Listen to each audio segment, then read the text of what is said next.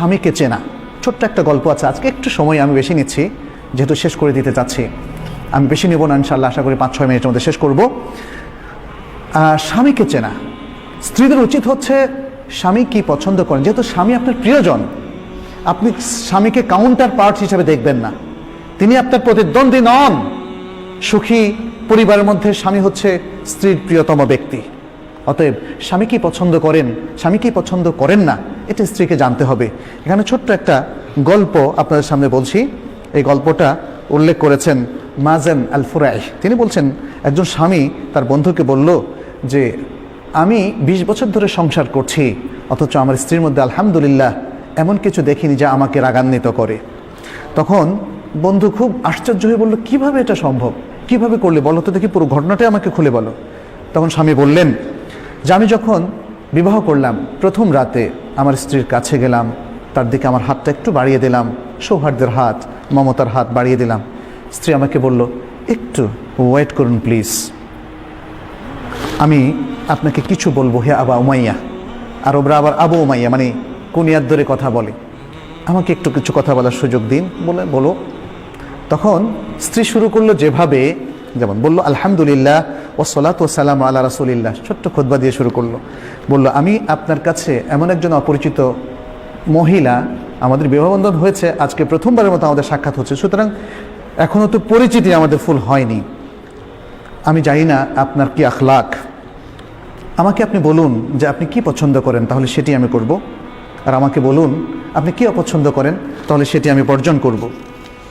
এভাবে এতটুকু কথা বলে তিনি কি বললেন, যেটা আমরা খুতবায় বলি, আকুলু কাউলি হাদা ওয়া আস্তাগফিরুল্লাহ লি ওয়া লাক, আমি আমার এই কথাটা আপনার সামনে পেশ করলাম, আর আপনার জন্য আমার জন্য আল্লাহর কাছে আমি ইস্তেগফার করছি।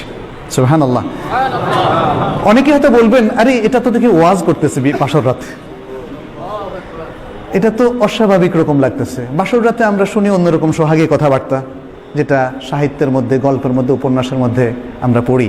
আমি এখানে আমার থেকে অ্যাড করছি, সেটা হলো দেখেন, গল্প উপন্যাস আমাদের চিন্তা চেতনা কালচার পাল্টে দিয়েছে। এই যে মহিলা, অত্যন্ত বিদুষী মহিলা, অত্যন্ত দিনদার মহিলা, সে যে কথাটা বললেন, এটা আমাদের কাছে বলে কেমন ওয়াজ ওয়াজ কথাবার্তা, বিয়ের মধ্যে আবার এগুলো বলে নাকি? কারণ আমরা যে গল্প, সাহিত্য, যে আচার অনুষ্ঠানে অভ্যস্ত হয়েছি, এটা মানুষের তৈরি করা, সেগুলো আমাদের কালচার পরিবর্তন করে দিয়েছে। এই সুন্দর দিনদারি আমাদের থেকে একদম ছিনিয়ে নিয়ে গিয়েছে। মহিলা আজকে এত সুন্দর কথা বললেন, স্ত্রী ওই বন্ধুকে বলছে, আমার স্বামী বললেন, আমার স্ত্রীর কাছে যখন আমি এই কথাটা শুনলাম, ভাবলাম যে আরে এটা তো দেখি অত্যন্ত সুন্দর কথা, তাহলে তো আমাকেও একটা ভাষণ দিতে হবে। তখন তিনি বললেন, কি বললেন, আলহামদুলিল্লাহ ওয়া উসাল্লি আলা নবী ওয়া আলিহি ওয়া সাল্লাম, সকল প্রশংসা আল্লাহর জন্য এবং নবী সাল্লাল্লাহু আলাইহি ওয়াসাল্লামের উপর সালাতু সালাম। তারপর বললেন, ফাইন্নাকা কুলতা কালামান ইন থাবাত্তি আলাইহি ইয়াকুন লাকা হাযুক, তুমি কিছু সুন্দর কথা বলেছো, যদি তুমি এর উপর স্থির থাকো তাহলে এটা তোমার ভাগ্য। ওয়া ইন তাদঈহি ইয়াকুন হুজ্জাতান আলাইক, আর যদি তুমি এটা দাবি করে থাকো যেটা তুমি পরিপালন করবে না, তাহলে এটা তোমার বিরুদ্ধেই হুজ্জত হিসাবে, দলিল হিসাবে থাকবে। তাহলে জেনে রাখো আমার এই জিনিসগুলো পছন্দ, এই জিনিসগুলো অপছন্দ, আর মনে রেখো আমার যদি কোনো সুন্দর কিছু তুমি পাও, সুন্দর কোনো অভ্যাস, তাহলে সেটা তুমি প্রচার করো, আর যদি খারাপ কিছু দোষ তুমি খুঁজে পাও সেটা তুমি গোপন রেখো। স্ত্রী বললেন এরপরে, আচ্ছা ঠিক আছে, এটা আমি মেনে নিলাম, আমার পরিবার পরিজন যদি আপনার সাথে দেখা করতে আসে, এটা আপনার কাছে কেমন মনে হবে, কেমন ভালোবাসবেন আপনি? বলল যে খুব বেশি জিয়ারত করুক এটা আমি চাই না, মাঝে মাঝে করতে পারে।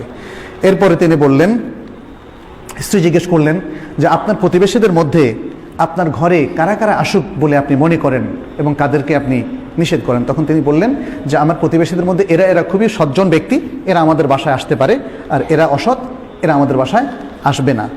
এই তারপরে স্বামী তখন তার বন্ধুকে বললেন যে ওই রাত্রে ছিল আমার জীবনের সেরা রাত, একটা সুন্দর রাত আমি যাপন করলাম আমার স্ত্রীর সাথে।